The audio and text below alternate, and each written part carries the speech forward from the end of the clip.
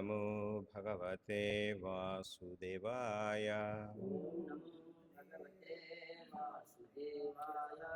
ఓం నమో భగవతే వాసుదేవాయ. ఓం నమో భగవతే వాసుదేవాయ.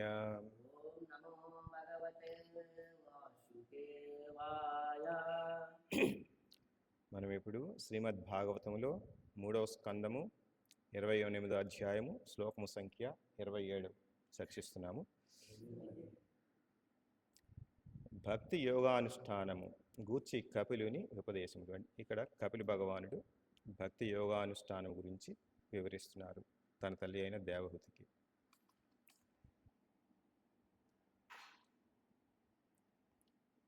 బాహూన్ చ మందరగిరే పరివర్తనేన నిర్నిక్త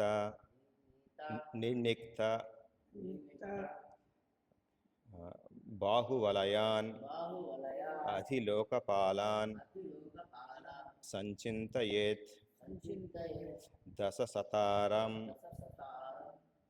అసహ్యతేజః శంఖం చ తత్కర సరోరుహ రాజహంసం బహుంశ మందరగిరేః పరివర్తనేన బహుంశ మందరగిరేః పరివర్తనేన నిర్నిక్త బాహువలయాన్ అధిలోకపాలాన్ నిర్నిక్త బాహువలయాన్ అధిలోకపాలాన్ సంచింతయే దశసతారమసహ్యతేజః సంచింతయే దశసతారమసహ్యతేజః శంఖం చ తత్కర సరోరుహ రాజహంసం శంఖం చ తత్కర సరోరుహ రాజహంసం బహుంశ మందరగిరేః పరివర్తనేన నిర్నిక్త బాహువలయాన్ అధిలోకపాలాన్ సంచింతయే దశసతారమసహ్యతేజః శంఖం చ తత్కర సరోరుహ రాజహంసం బహుంశ మందరగిరేః పరివర్తనేన నిర్నిక్త బాహువలయాన్ అధిలోకపాలాన్ సంచింతయే దశసతారమసహ్యతేజః శంఖం చ తత్కర సరోరుహ రాజహంసం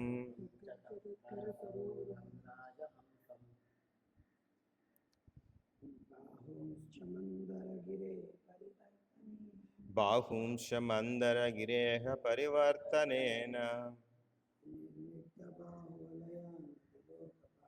నిర్నిక్త బాహువలయాన్ అధిలోకపాలాన్ సంచింతయే దశసతారమసహ్యతేజః శంఖం చ తత్కర సరోరుహ రాజహంసం.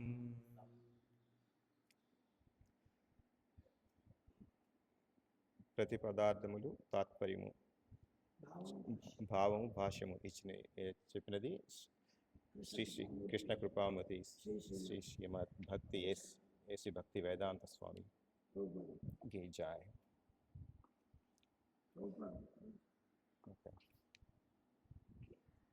బాహూన్ బాహువులు చ మరియు మందరగిరేః మందర పర్వతము పరివర్తనేన తిరుగాడుటచే తిరుగాడుటచే మందర పర్వతం మీద మందర పర్వతం తిరుగాడుటచే నేనెక్త మెరుగుపెట్టుబడినట్టు మెరుగుపెట్టుబడినట్టు బాహువలయాన్ భుజకీర్తులు అధిలోకపాలాన్ విశ్వనియామయకులకు ఆధారము సంచింతయేత్ యోగి ధ్యానింపవలెను దశసతారం సుదర్శన చక్రము 1000 కొనలు కలిగినది అసహ్య తేజ దేదీప్యమానమగు కాంతి శంఖము చ కూడా తత్కర భగవానుని కరమునందు సరోరుహ కమలమును పోలిన రాజహంసం హంసవలే. భాష్యం. తదనంతరము యోగి భగవాని చతుర్భుజములపై ధ్యానమును నిలుపవలెను. ప్రకృతి యొక్క వివిధ కార్యమును నియంత్రించు దేవతల సమస్త శక్తులకు అవి ఆధారమై ఉన్నవి. పిదప అతడు మందర పర్వతము తిరుగాడుటచే మెరుగుపెట్టబడిన ఆభరణములు ధ్యానింపవలెను. అంతేగాక 1000 కొనలు కలిగిన దేదీప్యమానముగా ప్రకాశించు సుదర్శన చక్రమును మరియు ఆ దేవదేవుని కరకమలములను రాజహంస వలె గోచరించు శంఖము కూడా యోగి తగు రీతి ధారణ చేయవలెను. భాష్యము. చట్టబద్ధతులకు సంబంధించిన అన్ని శాఖలు దేవదేవుని బాహువుల నుండియే ఉత్పన్నమగును. విశ్వపు భద్రతలు వివిధ దేవతలచే నిర్దేశించబడును. వారు శ్రీకృష్ణ భగవాని బాహువుల నుండియే ఉద్భవింతురు అని ఇచ్చట తెలియబడినది. దేవతలు ఒకవైపు, దానములు ఒకవైపు నిలిచి సముద్ర మంథనం కావించినప్పుడు మందరాచలము కవ్వముగా వాడబడిన కారణమున ఇచ్చట ఆ పర్వతం పేర్కొనబడినది. ఆ సమయమున భగవానుడు కూర్మావతారమున కవ్వమునకు ఆధారమయ్యను. ఆ విధముగా మందరాచలము తిరుగాడుటచే అతని ఆభరణములకు మెరుగు పెట్టబడెను. అనగా భగవానుని భుజకీర్తులు కంకణములు అప్పుడే మెరుగు పెట్టబడినవా అన్నట్లు దేదీప్యమానముగాను తేజోమయముగాను ఉండును. భగవానుని హస్తమందలి సుదర్శన చక్రము 1000 ఆకులను అంటే మొనలను కలిగి ఉండును. వాటిలో ప్రతి ఆకు పైనను యోగి ధ్యానము నిలుపవలెను. ఆ రీతిని అతడు భగవాని దివ్య దేహపు ప్రతిభాగము ధ్యానింపవలెను. హరే కృష్ణ. ఓం జ్ఞానతిమిరాంధస్య జ్ఞానాంజనశలాకయా చక్షురున్మీలితం యేన తస్మై శ్రీగురవే నమః. శ్రీచైతన్యమనోభీష్టం స్థాపితం యేన భూతలే స్వయం రూపః కదా మह्यं దదాతి స్వపదాంతికం.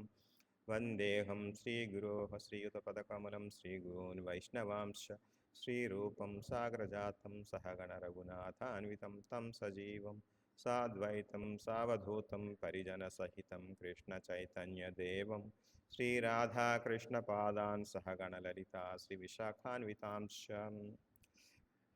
హే కృష్ణ కరుణా సింధో దీనబంధో జగత్పతే గోపేశ గోపికాకాంత రాధాకాంత నమోస్తుతే. తప్త కాంచన గౌరాంగీ రాధే బృందావనేశ్వరి వృషభానుసుతే దేవి ప్రణమామి హరిప్రియే. వాంఛాకల్పతరుభ్యశ్చ కృపా సింధుభ్య ఏవ చ పతితానాం పావనేభ్యో వైష్ణవేభ్యో నమో నమః. జయ శ్రీకృష్ణ చైతన్య ప్రభు నిత్యానంద శ్రీ అద్వైత గదాధర శ్రీవాసాది గౌరభక్త బృంద. హరే కృష్ణ కృష్ణ కృష్ణ హరే హరే, హరే రామ రామ రామ హరే హరే. హరే కృష్ణ. ఇది 28వ శ్లోకంలో భగవంతుణ్ణి ఏ విధంగా ధ్యానించాలి యోగి అనేవాడు అనేది మనకి కపిల భగవానుడు విశదీకరించారు. ఇంతకుముందు మొదట్లో ఈ ఇది భక్తి యోగానుష్ఠానము అని అంటే యోగి అనేవాడు భక్తి యోగి అనేవాడు ఏ విధంగా అనుష్ఠానించాలి అనేది భగవంతుని గురించి చెప్తారన్నమాట. అందులో ఈ అధ్యాయంలో ప్రత్యేకించి మొదటి కొన్ని శ్లోకాలు ఈ ధ్యానానికి అధ్యయనానికి కావాల్సినటువంటి పరిస్థితి ఏర్పరచుకోవడానికి నియమాల గురించి చెప్పారు. అది జనరల్గా అష్టాంగ యోగంలో మొదట్లో యమ నియమాలు ఉంటాయి కదా, అలాగా ఆసనాలు ప్రాణాయామం ఇవన్నీ ఉంటాయి కదా. ఈ విధంగా అష్టాంగ పద్ధతిలో కూర్చుని భగవంతుని ధ్యానం చేయాలంటే అష్టాంగ పద్ధతిలో ఏంటి, కొద్దిగా శారీరకంగా సరిపడగా ఉండాలి. అంటే వీక్గా ఉండడం సరిగా కూర్చోలేడు. శారీరకంగా కొద్దిగా మంచి స్థితి తెచ్చుకున్నాక తర్వాత ప్రాణాయామం ద్వారా తన ఆలోచన చిత్తవృత్తిని కంట్రోల్ చేసి తర్వాత భగవంతుని ధారణ చేయాలి. భగవంతుడు ఏ విధంగా ధారణ చేయాలని భగవంతుడు మనకి కపిల భగవానుడు బాగానే చెప్పారు. దాంట్లో 3 శ్లోకాలు చెప్పారు. అలాగా పురుషోత్తముని పురుషుని ధ్యానించాలి అన్నారు. పరమపురుషుని అంటే ముందర ఆసనాలు వీటి ద్వారా మనకి శారీరక పరిస్థితి బాగుండేటట్టుగా ఉంటుంది. ఏంటి? ధ్యానానికి, యోగానికి. తర్వాత ప్రాణాయామం ద్వారా మనస్సును కంట్రోల్ చేసి, అంటే ఆలోచనలన్నింటినీ కంట్రోల్ చేసి భగవానుడి వైపు మళ్లించడానికి ఏకాగ్రతతో ఉండటానికి సరిపోతుంది. తర్వాత ధారణ చేయాలి. ధారణ చేసి ధ్యానం చేయాలి. ఏ విధంగా ధ్యానం చేయమన్నారు? పురుషోత్తముని, పరమ పురుషుని ధ్యానించమన్నారు. ఎవరు పరమ పురుషుడు? కృష్ణ భగవానుడు, విష్ణువు, పరమ పురుషుని. ఇంకొక విధంగా హృదయంలో ఆలోచించమన్నారు. హృదయం అంటే ఏంటి? పరమాత్మ. హృదయ పరమాత్మను కూడా ధ్యానించమని చెప్పేసి అన్నారు. ఇంకొక విధంగా కూడా చెప్పారు. ఎలాగా? భగవంతుడి యొక్క లీలను ధ్యానించమన్నారు. భగవంతుడి లీలలు ధ్యానించాలంటే ఎలాగా? భగవంతుడి లీలలు మనకు అన్ని వినాలి. మనం అంతా శ్రవణం మీద ఆధారపడి ఉన్నది మన యొక్క. ఈ విధంగా అక్కడ ఇవన్నీ చెప్తూ కపిల భగవాన్ ఏం చెప్పారంటే, ఈ అష్టాంగ యోగం ద్వారా మీరు ధ్యానం యోగ ద్వారా కూడా మీరు భగవంతుని ధ్యానించవచ్చు. లేదా ఇంకో వేరే విధమైన ఇంకా మంచి ఏ విధంగా అయినా సరే మీరు యోగాన్ని, ఈ ధ్యానాన్ని చేయొచ్చు అని చెప్పేసి చెప్పారు. అంటే ఇంకోటి ఏంటి? భక్తి యోగం. అది అష్టాంగ యోగం, ఇది భక్తి యోగం కూడా. భక్తి యోగంలో మనం ఏంటి? ఇంతగా కృష్ణ కాన్షియస్లో మనం చేసేది చూసారా? అది భక్తి యోగం. అందులో అష్టాంగ యోగంలో ఉన్నట్టు ప్రతి అంగము కూడా మన కృష్ణ కాన్షియస్లో ఉన్నట్టు ప్రతి కల్చర్లో వచ్చేసింది. అది ఆ విధంగా చేస్తూ మనం భగవంతుడి యొక్క సేవ చేస్తూ భగవంతుడి యొక్క చూడండి, మీరు పొద్దుటే పూజారి చేస్తున్నారు, మీరు ఇద్దరు పూజారి సేవ చేసేవారు. మేము అందరం లేవకముందే ఒక అరగంట ముందరే లేసేవారు. అవునా? అంటే మాకంటే రాకముందే ముందర వచ్చి భగవంతుని లేపడానికి మీరు ముందరే లేవగలిగారు అంటే అదొక నియమనిష్ట. అక్కడితో వచ్చేస్తుంది, నియమనిష్ట వచ్చేస్తుంది. మీకు రాత్రి పడుకునేటప్పుడే ప్లాన్ చేసుకుంటారు ఎప్పుడు లేవాలి అంటే. అప్పటి నుంచి మీకు ఏంటి? ధారణ. మీరు దాన్ని ఏకాగ్రతతో ధరిస్తున్నారు, అంటే ధారణ జరుగుతుందన్నమాట. అంటే ఆ విధంగా ప్లాన్ చేసుకుంటారు మీ షెడ్యూల్ని. నెక్స్ట్ నియమనిష్టలతో ఉంటున్నారు, ఆ శారీరక ఆరోగ్యం వచ్చేస్తుంది అక్కడ. తర్వాత మనం నైవేద్యం పెడితేనే కానీ తినరు, అంటే అక్కడ కూడా ఆరోగ్య పరిస్థితి సెట్ అయిపోతుంది. ఆ విధంగా మనకి ఈ అష్టాంగ యోగంలో ఉన్న అంగాలన్నీ కూడా మన కృష్ణ కల్చర్లో వచ్చేసింది. ఈ విధంగా మన భక్తి యోగంలో ఉన్నాం, ఇంకా భగవంతుడి సేవలో అందరూ కూడా ఉన్నారు. ఇది భక్తి యోగంతో కంపేర్ చేసుకుంటుంటాను. తర్వాత భగవానుడు ఏం చెప్పారు?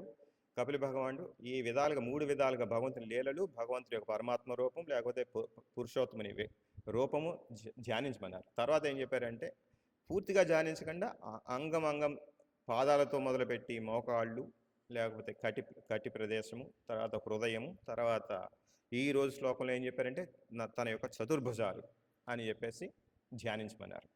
అంటే పూర్తిగా ధ్యానించే కన్నా ఒక్కొక్క ముందర పాదాలతో మొదలుపెట్టినారు. పాదాలతో మొదలుపెట్టాక మనకు అప్పుడు ఏం చెప్పారు? పాదాలతో మొదలుపెట్టినాడు. పాదాల్లో మనకి కొన్ని గుర్తులు ఉంటాయి. ఏం గుర్తులు ఉంటాయి? పద్మం గుర్తుంటుంది, వజ్రం గుర్తుంటుంది, అలాగే అంకుశం గుర్తుంటుంది, అలాగే ఇంకేమున్నాయి? శంఖం గుర్తుంటుంది. అంటే మనం తిరుపతి వెళ్ళాం కదా, తిరుపతి వెళ్ళినప్పుడు మేము శ్రీవారి మెట్లు అక్కడ దర్శించుకున్నాం. అక్కడ చూస్తే పాదాలుండి పాదాల్లో అన్ని గుర్తులు ఉన్నాయన్నమాట. మాకు అప్పుడు అనిపించింది అనమాట. అంటే మనం ఈ విధంగా మన తీర్థయాత్రలు చేసినప్పుడు ఈ విధంగా చర్చించుకుంటూ ఆ యొక్క ముద్రలో పాదముద్రలో ఉన్నటువంటి పాదాలని మనం ధ్యానించాలి. ఇదంతా కూడా అదొకటి. చూడండి, ఇప్పుడు అంటే భగవంతుని ధ్యానించడానికి ఆయన పాదానికి ముద్రలేని 11 గుర్తులు ఉన్నాయి. దాంట్లో ఆ గుర్తుల లిస్ట్ కూడా మన దగ్గర ఉంది. చూడండి, ప్రతి ఒక్కరు నేను భగవంతుని తయారైపోతుంది, వీధికి ఒక భగవంతుని అని వాడిని అడగాలి, పాదాలు చూపించమని. పాదాల మీద ఒక్క ముద్ర లేకపోయినా వాడికి కాళ్ళు ఎరక్కొట్టాలన్నమాట. ఈ విధంగా ఆలోచించండి. అంటే మన శాస్త్రంలో ఉన్నది చాలా క్లియర్గా ఉంది. భగవంతుడు అంటే ఎవరు, భగవంతుడు ఉన్నటువంటి గుణాలు ఏంటి, గణాలేంటి, క్వాలిటీస్ అన్నీ కూడా ప్రత్యేకించి ఉన్నాయి. అంతేగాని ఇక్కడ రోజుకొకడు లేకపోతే వీధికొకడు తయారైపోతుంటే మనం యాక్సెప్ట్ చేయకూడదు. అలాగా తర్వాత మోకాళ్ళ దగ్గరికి వచ్చేటప్పటికి ఏం చెప్పారు? లక్ష్మీదేవి పాద సంహారం చేస్తుంది. అంటే లక్ష్మీదేవి అంటేనే మొత్తం ప్రపంచంలో కల్లా ప్రతి వ్యక్తి కోరుకునే వ్యక్తి, అదే ఆరాధించే వ్యక్తి, కావాలనుకునే వ్యక్తి, ఆవిడ అనుగ్రహం ఆవిడ కటాక్షం కావాలనుకునే వాళ్ళందరూ కూడా. అటువంటి లక్ష్మీదేవి పాద సంహారం చేస్తుంది. ఎవరికి అంటే ఆవిడకి గర్వం లేకుండా, నేను ఐశ్వర్యానికి అధిపతిని, అటువంటి గర్వం ఏమీ లేదు, నాకు భర్తకి సేవ చేయాలనుకున్న ఒకే ఒక గుణం. ఆ విధంగా మనం కూడా భగవంతుడికి సేవ చేసేటప్పుడు మనం ఏమాత్రం గర్వానికి పోకుండా సేవ చేయాలి. నేను కాబట్టి ఈ సేవ చేస్తున్నాను, లేకపోతే నేను సేవ చేయకపోతే భగవంతుడికి ఇంకా వేరే ఎవడు లేడు, దిక్కు లేదు అన్నట్టుగా ఉండకూడదు. చాలా ప్రేమగా, భక్తిగా చేయాలి. అలా చేస్తే అనుకోండి, డ్యూటీ ప్రకారం చేస్తే కొంతకాలం వరకే చేయగలం, ఎక్కువ కాలం చేయలేం. ప్రేమతో చేస్తే అసలు చేస్తుంటాం. ఇప్పుడు చూడండి, తల్లి పిల్లవాడికి వాడు పక్కలోనే బాత్రూమ్ పోస్తాడు, పాస్ పోసేస్తాడు. ఒకసారి కాదు, 2 సార్లు కాదు, రాత్రిపూట 2-3 సార్లు అయినా సరే ఓపికగా లేస్తుంది. అదే ఆయా లేస్తుందా? ఆయా అంతా పక్కన పడుకోబెట్టేస్తుంది, అంతే, పక్కన తీసేస్తుంది. దానికి దీనికి తేడా ఏంటి? వీడికి డ్యూటీ చేస్తుంది, డబ్బులు వస్తాయి, పక్కన పడుకోబెట్టేస్తుంది అంతే. అదే తల్లి అయితే లేదు. అంటే ఇక్కడ మనకి భగవంతునికి సేవ చేసేటప్పుడు డ్యూటీ ప్రకారం చేస్తున్నామంటే ఒక వారం రోజులు బాగానే చేస్తాం, 10 డేస్ బాగానే చేస్తాం. 30 డేస్ తర్వాత ఏమవుతుంది? అబ్బాయి ఇంతకాలం ఎలా చేయాలబ్బా అనుకుని అశ్రద్ధ పెరుగుతుంది, లేకపోతే గర్వం పెరుగుతుంది. అలా ఉండకూడదు. ఆ లక్ష్మీదేవి అంతటి దేవి తన భర్తకి అలా చేస్తుందంటే మీరు అది గ్రహించుకోండి. అలాగే అంటే ఇవన్నీ మనం ధ్యానం చేసేటప్పుడు మన యొక్క పరిస్థితిని ఆలోచించి మనం ఏ విధంగా చేయాలి, మన యొక్క భావాలు ఏ విధంగా మారాలి, మన మూడ్ ఎలాగా ఉండాలి అనేది మనం గ్రహించుకోవాలి. కాబట్టి మనం సేవ చేసేటప్పుడు ఖచ్చితంగా మనం హ్యూమిలిటీ తోటి ప్రేమగా చేయాలి. లేకపోతే మనకి ఎప్పటికోకప్పటికి బోర్ కొడుతుంది, ఎప్పటికోకప్పటికి అబ్బా నేను చేయలేని అనిపిస్తుంది. అలా అనిపించకూడదు. తల్లికి పిల్లవాడి మీద ఎన్ని సంవత్సరాలు చేసినా, వాడు 7 సంవత్సరాలు వచ్చినా పాస్ పోసినా వాడికి సర్దుతూనే ఉంటుంది. వాడు పైకి దొక్కినా సరే ఒప్పుకొని ఉంటుంది. వాడికంటే కోరిక. ఇప్పటికీ నేను మా ఇంటికి వెళ్తే 50 సంవత్సరాలు నాకు మా అమ్మ నాన్న అంటుంటారు. మా అమ్మగారు నన్ను వచ్చి నాన్న, మా నాన్నగారు కూడా నాన్న బాగున్నావా అంటారు. అంటే దాని అర్థం ఏంటి? మనం పిల్లల మీద వాళ్ళకి ఎంత గౌరవం ఉంటే అంత గౌరవం. మనం వాళ్ళు చూసుకోకపోయినా వాళ్ళకి మన గౌరవం ఉంటుంది. అలాగే భగవంతుడు ఒక అమ్మ నాన్న అంత ప్రేమ కాదు, మన మీద కోట్ల అమ్మలు కోట్ల నాన్నలు ప్రకటించే ప్రేమ ఉంటుంది భగవంతుడికి మన మీద. కాబట్టి మనం కూడా భక్తితో భగవంతుని కొలవాలి. అది మనం దేంతో నేర్చుకుంటాం? లక్ష్మీదేవి అంతటి దేవి అక్కడ ఎలాగ సేవ చేస్తుంది. తర్వాత హృదయం మీద ధ్యానం చేయటం, నేను చదువుకున్నాను చెప్పుకున్నాం భగవంతుడు. అలాగే గరుత్మంతుడు ఏ విధంగా సేవ చేశారు? గరుత్మంతుడు కూడా పక్షుల్లోకెల్లా రాజు, చాలా పవర్ఫుల్, చాలా భక్తుడు. ఆయన భగవంతుడికి ఏ విధంగా కావాలంటే ఆ విధంగా అనుగుణంగా మారిపోతాడు. అది కాదు ప్రభు, ఈరోజు 7ంటికి వెళ్దామంటే, కాదండి 8ంటికి ఓకేనా, మా 8ంటికి వస్తాను అంట. అంటే ఇలా కాదు, భగవంతుడు ఇప్పుడు చెప్తే అప్పటికే రావాలి అంతే. అంతేగాని మనకు కావాల్సిన విధంగా మార్చుకోవడానికి ట్రై చేయకూడదు. మనం సర్వీస్కి వచ్చామంటే వాలంటీర్ అంటే ఏ చెప్తే అది చేయాలి, ఏ టైంలో చెప్తే అటు స్వతహాగా. వాలంటీర్ అంటే స్వతహాగా మనం రావాలి. ఇక్కడికి వచ్చాక మన ప్రిఫరెన్సెస్ 0 ఉండకూడదు. ఏమండి ఈరోజు అర్ధరాత్రి కంటే నాకు 2 o'clock వచ్చి మీరు క్లీన్ చేయాలి, ఎస్. మిగతా మీరు షెడ్యూల్ మార్చుకోండి, మీ పర్సనల్ షెడ్యూల్ మార్చుకోవాలి. ఇక్కడికి వచ్చాక ప్రిఫరెన్సెస్ ఉన్నాయనుకో, ఇంకా మనం అది వాలంటరీ కాదు, లేకపోతే సర్వీస్ కాదు. అది ప్రిఫరెన్సెస్ ఉండకూడదు సర్వీస్లో. అంటే మీకు ఆరోగ్యం పాడైపోయి, లేకపోతే కళ్ళు పాడైపోయి కుంగిపోయి చేసేయాలా అంటే కాదు. అంత పరిస్థితి వచ్చినప్పుడు చేయక్కర్లేదు, ఓకే పర్వాలేదు, అలాగని కాదు. మనం ఆలోచించుకునేటప్పుడు ఖచ్చితంగా సర్వీస్లో మన ప్రిఫరెన్సెస్ కన్నా మేనేజ్మెంట్ ప్రిఫరెన్సెస్ లేకపోతే భగవంతుడి ప్రిఫరెన్సెస్ ఎక్కువ. భగవంతుడు 4:30కి లేవాలి, కాదయ్యా ప్రభు నేను లేవలేను, 6ంటికి లేస్తావా అని చెప్పేసి ఒప్పుకున్నాం కదా కృష్ణుడిని. అలాగే పాపం కృష్ణుడు మీరు ఎలాగా అలంకరణ చేసినా ఏమంటారు చూడ, కొన్ని చోట్ల అలంకరణ ఎలా ఉంటుంది, మొత్తం ఈ ముఖం ఒకటే కనిపిస్తే మొత్తం అంతా అలంకరణ చేసేస్తాడు. బరువు కూడా 20 కేజీలు ఉన్నట్టు ఉంటుంది, అయినా సరే వరిస్తాడు కృష్ణయ్య. ఒక్కొక్కళ్ళు అయితే పెయింటింగ్ వేసేస్తారు ఇక్కడ మొత్తం అంత అలంకరణ. వాళ్ళు సరదా కాదని లేదు, కృష్ణుడు సరదా కాదు, ఎవరు సరదా అయినా ఆయన యాక్సెప్ట్ చేస్తాడు. కాబట్టి ఇదంతా ఆయన దయ అనమాట, మనల్ని యాక్సెప్ట్ చేస్తాడు. ఈ విధంగా మనం ప్రేమగా ప్రత్యేకించి ఈరోజు శ్లోకంలో ఏమైనా చెప్తున్నారు, ఇంకోసారి చదువుదాం. తదనంతరం యోగి భగవాని చతుర్భుజములపై ధ్యానమును నిలుపవలను. భగవానుడికి చతుర్భుజములు 4 భుజాలు ఉంటాయి. విష్ణు భగవానుడికి 4 భుజాలు. ప్రకృతి యొక్క వివిధ కార్యములను నియంత్రించు దేవతల సమస్త శక్తులు అవి ఆధారమై ఉన్నవి. ఈ 4 భుజాలు దేనికి ఆధారం? సమస్త శక్తులు కూడా భుజాల మీద ఉంటారు, భుజాల్లో ఉంది. ఆ భుజాలు దేవతలకు రిప్రజెంటేషన్. మనకి మామూలుగా అయితే వర్ణాశ్రమ విధానం క్షత్రియుకి రిప్రజెంటేషన్. క్షత్రియులేంటి? మనల్ని, ఈ సంఘాన్ని, సొసైటీని, మాకు జాతిని పరిరక్షించాలి. కాబట్టి వారికి కావాల్సిన శక్తులన్నీ కూడా అక్కడి నుంచి వస్తున్నాయి, భుజాల నుంచి. అక్కడ అదే భగవంతుడు ఈ యూనివర్స్ని అంటే ఏంటి, బ్రహ్మాండాన్ని అంతా కూడా చట్టబద్ధంగా నియంత్రించాలంటే ఆయనకి శక్తులన్నీ కూడా దాంట్లో ఉండే, అది దేవతలు వాటి నుంచే పొందుతారు.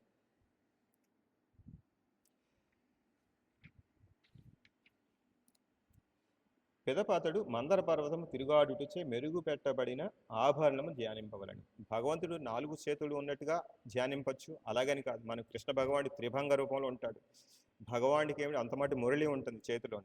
ఇంకేముంటాయి, ఆవుల్ని కంట్రోల్ చేయడానికి చిన్న కర్ర ఒకటి ఉంటుంది, ఏమన్నా కొమ్ము ఊరా ఉంటుంది. మనం అది త్రిభంగం. మరి పాదాలు, కృష్ణ భగవాన్ పాదాలు మనం ఎలా ఆయన ఎలా నుంచుంటాడు, ఒక కాలు ఇలా పెట్టి పైన కాలు ఇలాగా దాని మీద ఉంచినట్టుగా పెడతారు కదా, ఆ విధంగా ఉంటాడు కృష్ణ. అది అంతమాటు కుడికాలు మామూలుగా ఎడమకాలు ప్లెయిన్గా ఉండి స్టాండ్ రైట్గా ఉండి, కుడికాలు ఇలా వంకరగా ఉంటుంది కదా, అది ఎలాగ ఉండొచ్చు. Okay okay. మా రాధా కాళాచంద్ నాకు డాలస్లో ఉండేవాడు కదా, రాధా కాళాచంద్ అలా ఉంటాడు, ఎడమకాల మీద నుంచుని కుడికాలు ఇలాగా బెండ్ చేస్తాడు.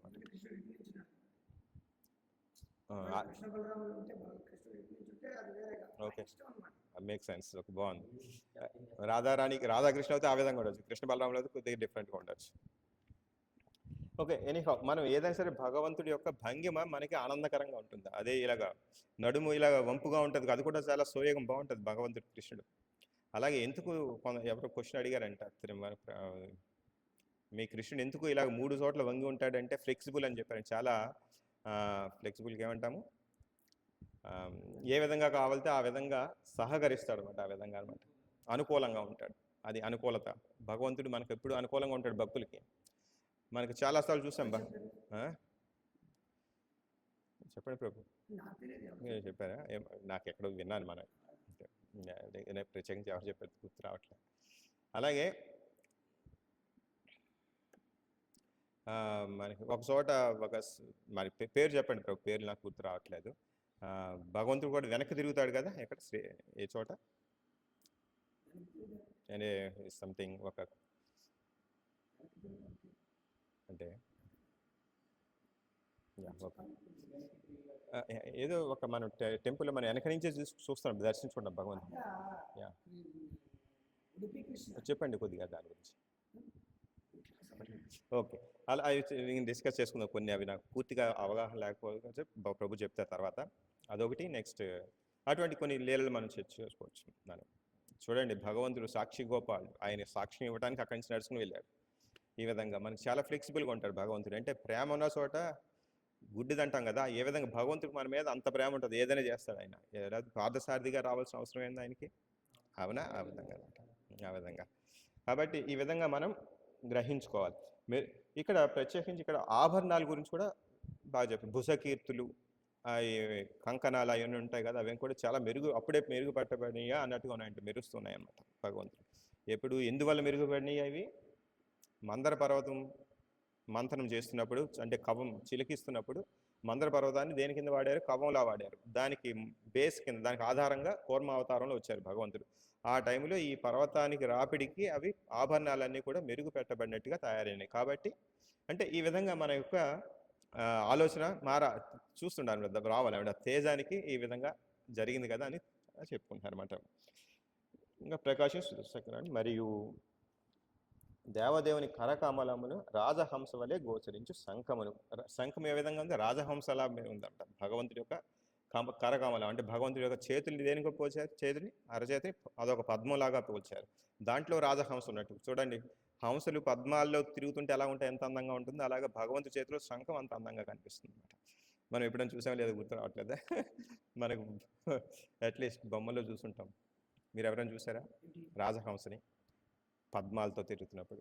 ఓకే, తగిన రీతిగా ఇప్పుడు ఈ విధంగా ఆలోచిస్తున్నారు. కానీ భగవంతుడికి ఆయుధాలు ఏమున్నాయి, వెపన్స్ ఏమున్నాయి? 4 చేతులు ఎలా ఉంటాయి? ఒకటి గద ఉంటుంది, దానికి గద ఉంటుంది, ఇంకో చేతిలో శంఖం ఉంటుంది, ఒక చేతిలో చక్రం ఉంటుంది. ఓకే, ఇక్కడ ఆయన చూస్తున్నారు, డైరెక్ట్గా ఆయన చూస్తున్నారు అనమాట. ఆయన 4 చేతులు అంటే ఇక్కడ కుడి చేయ, కింద కుడి చేయ మీద చేయిలో గద ఉంటుంది. అలాగే ఇక్కడ పైన శంఖం ఉంటుంది, ఇక్కడేమో చక్రం ఉంటుంది, ఇక్కడేమో పద్మం. ఈ విధంగా అంటే ఒకటి ఇక్కడ మనకి మెయిన్గా 24 పేర్లు ఉన్నాయి భగవంతుడికి. ఏమిటవి? కేశవ, నారాయణ, మాధవ, గోవింద, మధుసూదన, త్రివిక్రమ, వామన, శ్రీధర, నెక్స్ట్ ఋషికేశ, పద్మనాభ, దామోదర, నెక్స్ట్ వాసుదేవ, సంకర్షణ, ప్రద్యుమ్న, అనిరుద్ధ, ఉపేంద్ర, అచ్యుత, జనార్దన, నృసింహ, నెక్స్ట్ అధోక్షయ, పురుషోత్తమ, తర్వాత హరి, కృష్ణ. ఇలా ఉన్నాయి 24 పేర్లు. కూడా ఎలా గుర్తిస్తాం? ఈ 4 ఆయుధాలు ఉన్నాయి చూసారా? ఈ 4 ఆయుధాలు కూడా ఇక్కడ మనం ఇప్పుడు చెప్పుకున్నది ఏంటి, ఇక్కడ కింద గద ఉంటుంది, ఇక్కడేమో శంఖం ఉంటుంది, ఇక్కడ చక్రము, ఇక్కడ పద్మం. ఈ 4 ఇలా ఉన్నట్టయితే వాసుదేవుడు అంటారు. అదే సంకర్షణకి ఇంకో విధంగా ఉంటాయి. ఈ పొజిషన్స్ ఉన్నాయి కదా, ఈ 4 పొజిషన్స్ మారుతాయి. సంకర్షణ కూడా ఇదే విధంగా 4 ఉండవు. అది ఎలా ఉంటాయనేది మనకి శ్రీ చైతన్య చరితామృతంలో మనకి చైతన్య మహాప్రభువే నరోత్తమ దాస్కి చెప్తున్నారా? మీకు ఏమైనా ఐడియా ఉందా? అవునా? ఓకే, రాస్తుంటారు. ఇది సిద్ధాంత సంహిత అనేది ఉన్నదంట, దాంట్లో ఇది తెలుపబడిందట. 24 ఫార్మ్స్ ఆఫ్ అంటే 24 రూపాలైనటువంటి భగవంతుడి యొక్క రూపాలు. మనం ఇప్పుడు చెప్పుకున్నట్టుగా ఈ 4 ప్లేసుల్లో చూస్తే వాసుదేవుడు అంటారు. అలాగా ప్రద్యుమ్నుడికి అయితే అంటే ఇదే ఆర్డర్లో ఉంటుంది. ఇక్కడ ఈ కింద చేతులు ఏముంటుంది, తర్వాత ఈ పై చేతులు ఉంటుంది, కుడి పై చేతులు, తర్వాత ఈ చేతులు, తర్వాత ఈ ఆర్డర్లో చెప్తున్నారు. ప్రద్యుమ్నుడికి అయితే చక్రం, శంఖం, గద, పద్మం. అలాగే అనిరుద్ధుడికి అయితే చక్రం, గద, శంఖం, అలాగా పద్మం. ఈ విధంగా 24 రూపాలకి 24 రకాలుగా ఉంటాయి, అమర్చబడి ఉంటాయి. అర్థమవుతుందండి తేడా? మీకు గ్రహించాము ఏం తేడా ఉంది? అర్థమైంది. ఈ విధంగా ఇప్పుడు మనం ఈ విధంగా మనం ధ్యానం చేసుకున్నప్పుడు ఇవన్నీ గుర్తుకు రావాలి మనకి. అంటే మనకి ఇవన్నీ వినకపోతే ఎలా గుర్తొస్తాయి? అలాగే ఇప్పుడు 4 ఆయుధాలకి పేర్లు చెప్పండి. శంఖాన్ని ఏమంటాము పేరు? శంఖం పాంచజన్యం శంఖం, అవునా? చక్రం సుదర్శన చక్రం. అలాగే గద కౌమోదికి.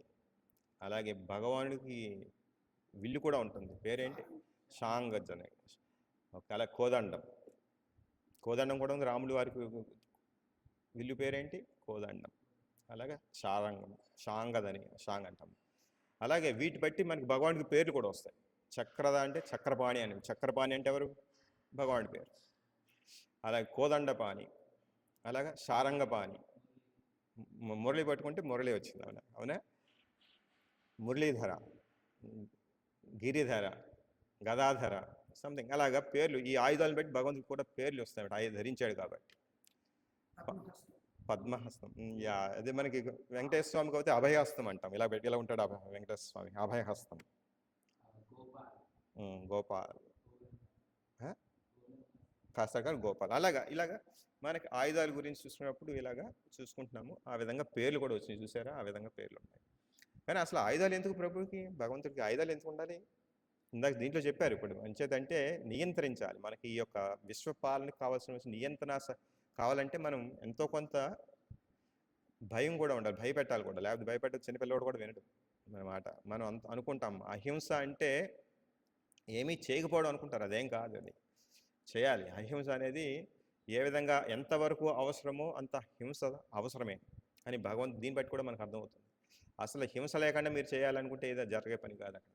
అసలు అందులో కలియుగంలో మనకి దీన్ని బట్టి అర్థమవుతుంది. మనకి మన ఒపీనియన్ అలా ఉంచండి, భగవంతుని చూస్తే అర్థమవుతుంది మనకి.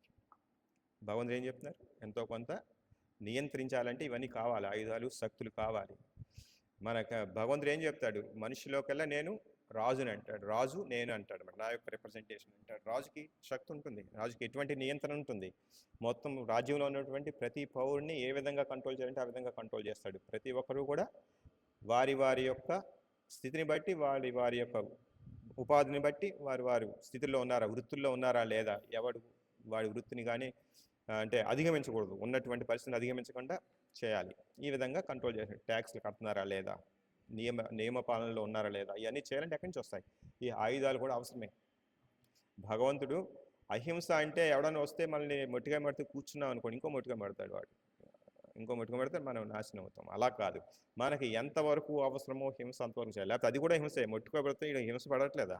అది హింస కాదా? అవునా? అది కూడా హింసే కదా. అంటే ఇప్పుడు మనం చేసేది చూడండి, ఏకాదశి రోజున మనం అదటి ఏమంటాం, ఉపవాసం ఉంటాం. అది కూడా భగవంతుడి కోసం ఉపవాసం ఉంటాం. అలా కాకుండా ఏదో కార్యక్రమం కోసం ఉపవాసం ఉంటే అది కూడా హింసే. భగవంతుడి యొక్క ప్రీతి అర్థం అంటే భగవంతుడికి ఇంకా ఎక్కువ సేవ చేయాలన్న కోరికతో మనం ఉపవాసం ఉంటున్నాం. అటువంటి పర్వాలేదు. అలాగా హింస చేయకూడదు అనుకోవడం చాలా తప్పే అవుతుంది. ఎంతో కొంత కంట్రోల్. ఇలాగా భగవంతుడి యొక్క ఆయుధాల గురించి మనం తెలుసుకున్నాం. అలాగే మన కృష్ణ భగవానుడి యొక్క ఆయుధాలు ఏమున్నాయి? ఇవన్నీ ఆయుధాలు కృష్ణ భగవానుడివే కదా.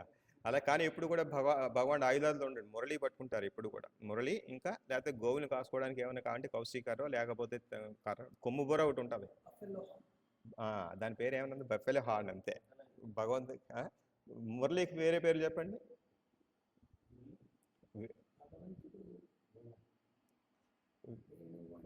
వేణువు, మురళి అంటారు, వంశీ అంటారు, పిల్లను గ్రో మన మురళి. మూడు పేర్లు భగవంతుడు.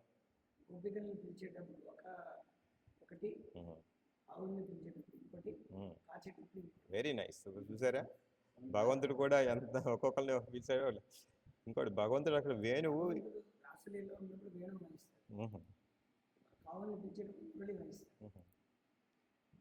బాగుంది.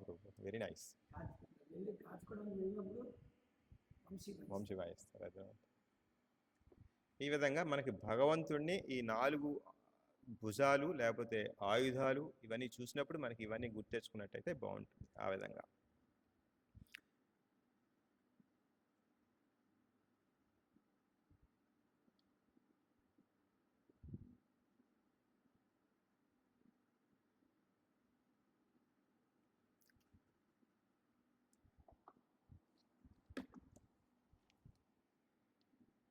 ఇక్కడ మనకి శిలా ప్రభుపాల్ వారు రాశారు భాషలో, చట్టబద్ధతకు సంబంధించిన అన్ని శాఖలు దేవదేవుని బాహువుల నుండియే ఉత్పన్నమని. ఈ రాజులకు కావాల్సినటువంటి ఈ నియంత్రణ శక్తి ఎక్కడి నుంచి వచ్చింది? భగవంతుడి యొక్క బాహువుల నుంచే వచ్చింది.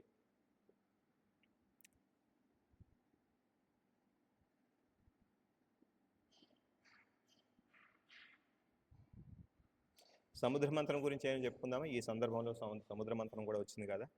ఎందుకు చేయవలసి వచ్చింది సముద్ర మంత్రం? ఎందుకు చేయవలసి వచ్చింది సముద్ర మంథనం?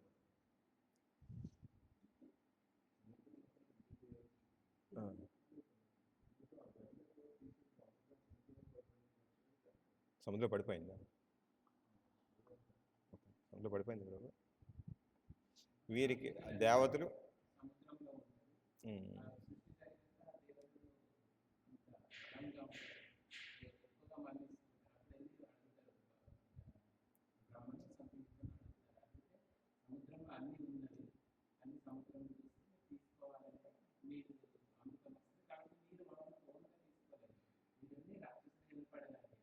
అది రాక్షసులు దేవతలు ఇద్దరు కలిపి మా సముద్రాన్ని చిలకాలనుకున్నారు. ఎందుకంటే అమృతం కోసం. వీరందరికీ శక్తులు తగ్గిపోయినాయి కాబట్టి మళ్ళీ బలపరచుకోవడానికి. అవునా? ఆ తర్వాత సముద్రం మంత్రం చేస్తుంటే ఏం జరిగింది? వీరు కవం కావాలి అక్కడి నుంచి. మళ్ళీ విష్ణు భగవాన్ దగ్గరికి వెళ్ళాల్సి వచ్చింది. అవునా? ఏం చేయాలో సలహా ఆయన ఇచ్చారు. ఎలా చేయాలో కూడా చెప్తున్నారు. మరి చేయడానికి కూడా ఆయనే కావాల్సి వస్తుంది.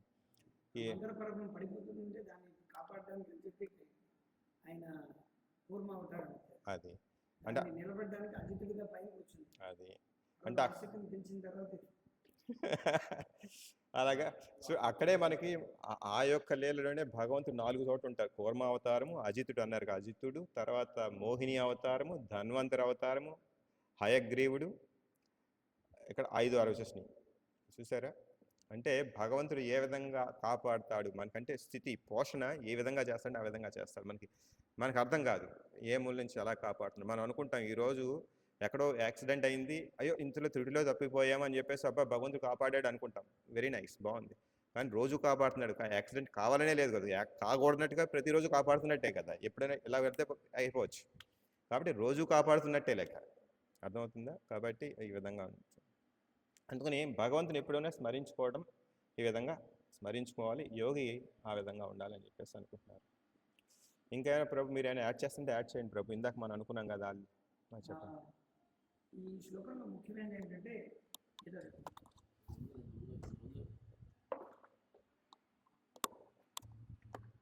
ఈ శ్లోకంలో ముఖ్యమైనది ఇక్కడ భగవంతుడి యొక్క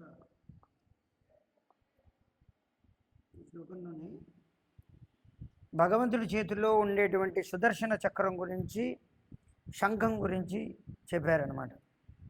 భగవంతుడి యొక్క చేతులు ఏమంటారు దాన్ని, ఆ శంఖాన్ని పట్టుకున్న తర్వాత అది హంసలా ఉంది. సో మొదట సుదర్శన చక్రం చూసుకుంటే మహారాజు యొక్క క్లాస్ ఉందన్నమాట. ఇదో పట్టుకుంటే సో మహారాజు యొక్క క్లాస్ ఉంది, దాన్ని అందరూ వింటే బాగుంటుంది. విష్ణు సహస్రనామంలో సుదర్శన చక్రం గురించి ఒక క్లాస్ ఉంది. Very nice. చక్ర అండ్ శంఖ క్లాస్.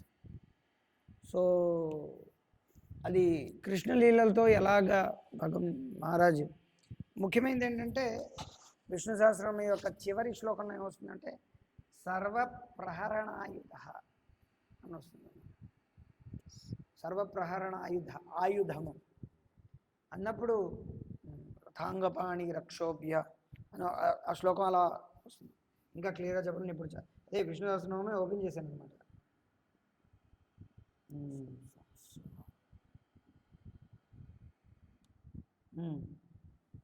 వనమాలి గదీశాంగి శంకీ చక్రీ చ నందకి శ్రీమాన్ నారాయణ విష్ణు వాసుదేవోభిరక్షతు. తర్వాత దానికి ముందర శంఖభృడ్ నందకి చక్రీ సారంగ ధాన్వి గదాధర రథాంగపాణి రక్షోభ్యో సర్వప్రహరణాయుధ. సో ఇదంతా కూడా ఈ రెండు శ్లోకాల గురించి మహారాజ్ ఫుల్ డీటెయిల్గా క్లాస్ ఇచ్చారు. శంఖభృడ్ నందకి, తర్వాత చక్రీ, ఖడ్గం పేరు కదా నందక అంటే, ఖడ్గం పేరు నందకి.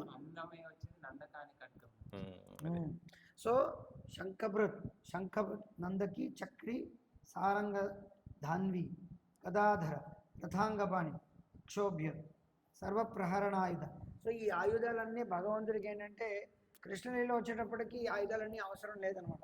భగవంతుడికి ఎప్పుడు ఆయుధాలు కావాలంటే అప్పుడు ఎందుకంటే కృష్ణలీల అనేది ఏంటంటే భగవంతుడు స్వయం భగవంతుడు, తర్వాత అవతారి కాబట్టి అన్ని అవతారాలు ఆయనతో పాటే ఉన్నాయి. ఇప్పుడు మనం బ్రహ్మ విమోహన లీల తర్వాత బ్రహ్మదేవుడు ప్రార్థించినప్పుడు ఈ గోవులు, తర్వాత గోపబాలులు అందరూ కూడా కృష్ణులే. కాకపోతే కృష్ణుడు ఒక చోట నించిన తర్వాత మొత్తం అందరూ కలిసిపోయి ఆ దాంట్లో ఐక్యమైపోతారు అన్నమాట. చెప్పొచ్చే మాట ఏంటంటే భగవంతుడు ఎప్పుడెప్పుడు ఏ లీల కావాలంటే ఆ అవతారాన్ని దాల్చేవాడు. ఇది కనుక ఆచార్యుల యొక్క కొన్ని పుస్తకాలు చదివితే కొంతమంది చెప్తారనమాట. యశోద కానీ మిగతా గోపికలు కానీ గోపబాలులు కానీ ఒకసారి ఏమైందంటే అక్కడికి వెళ్ళొద్దు, పులులు ఉంటాయని చెప్పి, సింహాలు ఉంటాయని చెప్పి యశోద చెప్తుంది అనమాట. నువ్వు అలా ఒంటరిగా వెళ్ళిపోకూడదు, సింహాలు ఉంటాయని చెప్పినప్పుడు వెంటనే కృష్ణుడు ఏంటంటే నరసింహరూపం దాటిస్తాడు.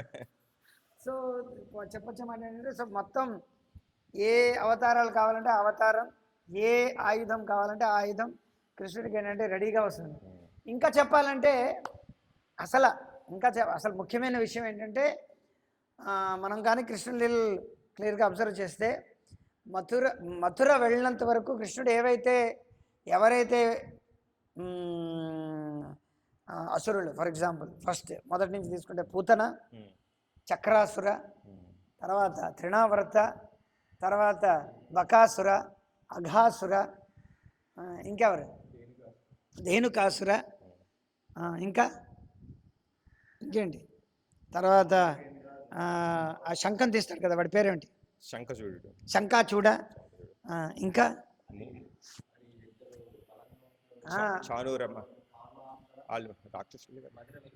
మధుర వెళ్ళక ముందు. సో చెప్పచ్చే మాట ఏంటంటే మధురకు వెళ్ళక ముందర చేశాడు. బకాసురుడు వస్తాడు, కాళీ అమర్ధనం, తర్వాత వాళ్ళందరినీ కూడాను భగవంతుడు ఏ ఆయుధాలు లేకుండా వాళ్ళందరినీ హతమారుస్తాడు. పూతన ఎలాగా ఆయన యొక్క స్థనం నుంచి ఆ పాలను తాగుతాడు, తర్వాత ప్రాణాన్ని కూడా హరించేస్తాడు. సో దానికేం ఆయుధాలు అవసరం లేదు. సో చక్రాసురుణ్ణి కాలుతోనే తన్నే మొత్తం చక్రాసురుణ్ణి వధిస్తాడు. తర్వాత త్రినావత్రిని ఆయన పీక పట్టే మొత్తం ఊపిరి ఆడకుండా అయిపోతుంది. సో బకాసురుడు ఏంటంటే కేశీదమనం ఆయన యొక్క దీన్ని తీసి కొమ్ములతోనే ఆయన్ని చంపిస్తాడు. తర్వాత బకాసురుడి యొక్క చెయ్యి నోట్లో పెట్టాడు. నోట్లోకి చెయ్యి పెట్టేసరికి ఆ చెయ్యి వేడి యొక్క తాపంతో చనిపోతాడు. తర్వాత అఘాసురుడి యొక్క నోట్లోకి వెళ్ళిపోయి నోట్లోంచి బయటకు వచ్చేస్తాడు అనమాట, అంతే చనిపోతాడు. సో ఈ రకంగా ఏంటంటే భగవంతుడికి ఏమి ఆయుధాలు అవసరం లేదు. ఆయుధాలు అలంకరణ, ఆయుధాలు అనేవి భగవంతుడికి అలంకారం లాంటివి.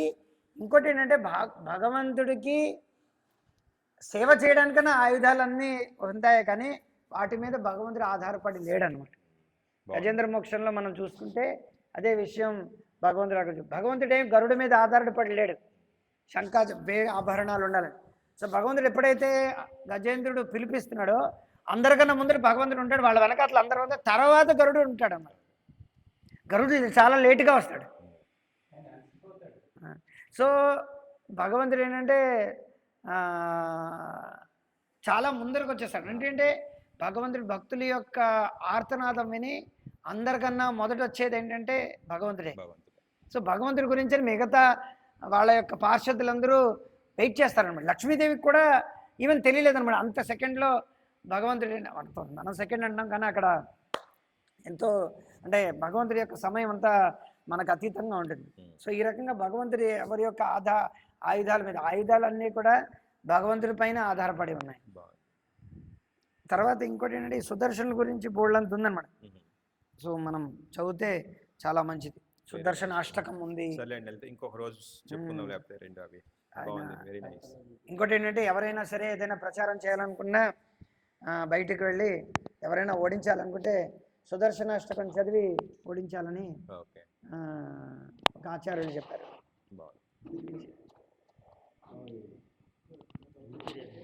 ప్రభుని అడగారు, ఆయనే ప్రవక్త. ఉడిపి గురించి చెప్పినప్పుడు ఒక భక్తుడు ఆయన్ని మందిరంలో ఎలా చేయరు అనమాట.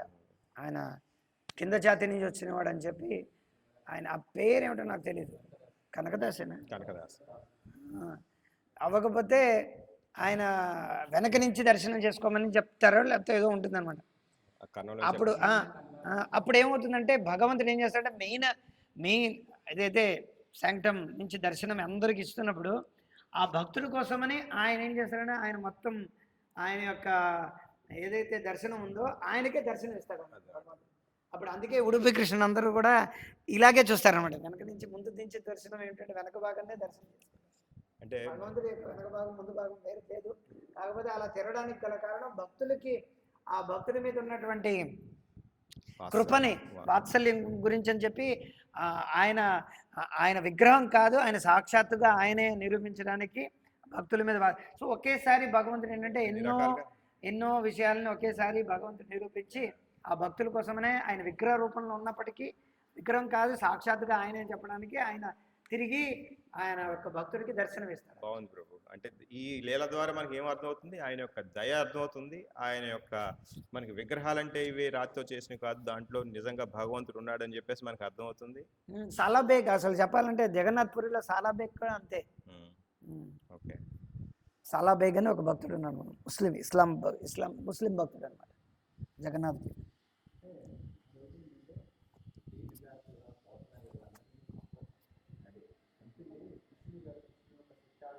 అది ఇంకో డీటెయిల్ నెక్స్ట్.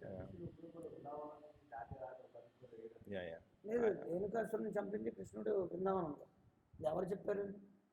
అలా కాదు, ఆయన చెప్పే పాయింట్ వేరేది, తర్వాత మాట్లాడదాం. లేదు, ఆయన చెప్పే పాయింట్ కృష్ణుడు లీలకు సంబంధించింది. ఆయుధాలు లేకుండా కృష్ణుడు చంపాడు. కృష్ణుడు చంపాడా ఇంకెవరు చంపారని అంటారు కదా. చెప్పొచ్చే పాయింట్ ఏంటంటే అది వేరు అన్నవాళ్ళు తత్వ విభ్రమ చెందిన వాటి వేరేం కాదన్న, అంతా ఒకటే. కాకపోతే ఏంటంటే ఆ స్వరూపం ఇప్పుడు ఎలా ఉంటుందంటే, ఇప్పుడు సివిల్ డ్రెస్లో కొట్టే బదులు ఆయన కాకి డ్రెస్లో కొట్టాడు అనమాట. సో ఇద్దరు కొట్టింది ఒకటే వ్యక్తి. కాకి డ్రెస్ వేసుకుంటే ఏంటి, సివిల్ డ్రెస్ కొట్టే. కొన్నిసార్లు పోలీస్ సివిల్ డ్రెస్లో వచ్చి మమ్మల్ని పట్టుకుని వెళ్తాడు. అనేది మాత్రం వారెంట్ లేదని ఆయన కాదు, వారెంట్ ఉన్నా సరే లేకున్నా సరే పోలీసే అన్నమాట. సో అదలాగా.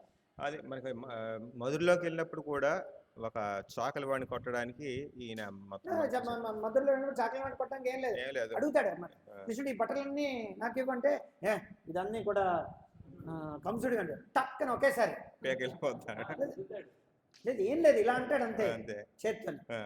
చెయ్యి తల వేరుగా అంటే అది ఎందుకు చెయ్య కూడా కత్తిలాగా తయారైంది అప్పుడు ఆ టైంలో. భగవంతుడు అంటే దీన్ని బట్టి అర్థమవుతుంది భగవంతుడు ఆయుధాలు కావాలా అంటే మీరు చూసుకోండి అన్నమాట. అంటే ఇప్పుడు చాలా మంది దేవుడు అంటే 5 రొట్టె ముక్కల్ని 100 మందికి పంచాడని చెప్పి దేవుడు అని చాలా మంది అనుకుంటున్నారు కానీ భగవంతుడు అవసరం లేదన్నమాట. నేను ఎక్కడ చదివినట్లేదే. అంటే ఇప్పుడు చాలా మంది ఏంటంటే ఈ సోకాల్డ్ మత ప్రవక్తలు ఎవరైతే ఉన్నారో వాళ్ళు దేవుడు నిజమైన దేవుడు బతికున్న దేవుడు అని అంటారు కానీ వాళ్ళు ఏమంటారంటే 5 రొట్టె ముక్కల్ని ఒక 100 మందికి పంచడం దైవ కార్యం అంట. అక్కడ ఉన్నటువంటి గొర్రెలు అంటే దాన్ని పరమశుద్ధమైనటువంటి ఆత్మ అని చెప్పి చెప్తున్నారు. కాకపోతే అంటే భగవంతుడు ఇంత చీప్ కాదనమాట రొట్టె ముక్కలు పంచడానికి. సో ఇంకో విషయం ఏంటంటే ఇక్కడ ముఖ్యమైనటువంటి విషయం సడన్గా నా బోర్లో చెప్పింది చాలా ముఖ్యమైన విషయం. భగవంతుడు మథురలో చాకలి వాడిని ఎందుకు చంపాడు అంటే ఆయన రామావతారంలో రాముడుగా ఉన్నప్పుడు సీతాదేవిని ఆయన అనుమానిస్తాడు. ఎవడు అనుమానిస్తాడు? రావణాసుడు, కృష్ణుడు, రాముడు కాదనమాట. ఒక చాకలివాడు చెప్పినటువంటి ఆ రూమర్ ఏదైతే అంటే రూమర్ అంటే తెలుగులో ఉంటారు వదంతి. వదంతి వదంతి కాదు, నింద కాదు దాన్ని ఏమంటారంటే దాన్ని వాళ్ళు ఆడుకునే మాటలు అనమాట. అంటే కాకి కబుర్లు, కాకమ్మ కబుర్లని అది ఆయన దగ్గరికి వచ్చిన తర్వాత ఇలా లోకులు అనుకుంటున్నాడని చెప్పి వాళ్ళ దగ్గర ఉన్నటువంటి ఆ సేనాధిపతి ఎవరో చెప్పినప్పుడు దాన్ని రాముడు చాలా సీరియస్గా తీసుకొని ఆయనకేం దండనేం విధించాడు అనమాట. అంతటి రాముడు అంతటి వాడా నేను రాముడిని ఏం కాదు నేను అలా మళ్ళీ తీసుకోవడానికి అని చెప్పి వదిలేసినప్పుడు రాముడికి ఆ వార్త వచ్చినప్పుడు అయ్యో ఆ జీవులి పట్ల ఉన్నటువంటి కృప కొద్దీ రాముడు ఏం చేశాడంటే సీతమ్మవారిని నిండు గర్భిణిగా ఉన్న సీతమ్మవారిని వదిలేశాడు. కానీ కృష్ణుడిగా వచ్చినప్పుడు ఇంకా మాట్లాడకుండా, ఎందుకంటే ఇది హేతువాదులు చాలా మంది ఏంటంటే చాకలి యొక్క వాళ్ళందరూ కూడా ఉన్నారు కదా, వాళ్ళందరూ కృష్ణుడిని నిందిస్తారు అనమాట ఇలా. సో మీకు తెలియదు అనమాట, ఏం చేస్తాం తెలుసుకోవాలి. సో పాయింట్ ఏంటంటే చాలా మంది ఇలా నిందిస్తారు అన్నమాట. ఏంటంటే కృష్ణుడు ఇలా చేయగల ఆయన ఎందుకు చేశాడు? ఎందుకంటే రాముడుగా వచ్చినప్పుడు ఆయన మీద కృప చూపించాడు. కాకపోతే ఏంటంటే దండించాలి కదా, రామంతటి వాడిని నువ్వు అనుమతించడం కాబట్టి కృష్ణావతారంలో ఆయనకి అనుమానించడానికి 2 విధాలుగా ఆయన్ని శిక్షించడం ఉంది. ఇంకోటి ఏంటంటే ఆయనకి ముక్తి కూడా పొందుతాడు. కృష్ణుడి చేతిలో ఆయన చావడం వలన ఆయనకి ఏంటంటే వైకుంఠ ప్రాప్తి కలుగుతుంది. హరే కృష్ణ. బాగుంది. హరే కృష్ణ హరే కృష్ణ కృష్ణ కృష్ణ హరే హరే హరే రామ రామ రామ హరే హరే. శ్రీమద్ భాగవతం की जय, श्रील प्रभुपाद की जय. पावनेभ्यो वैष्णवेभ्यो नमो नमः. हरे कृष्ण.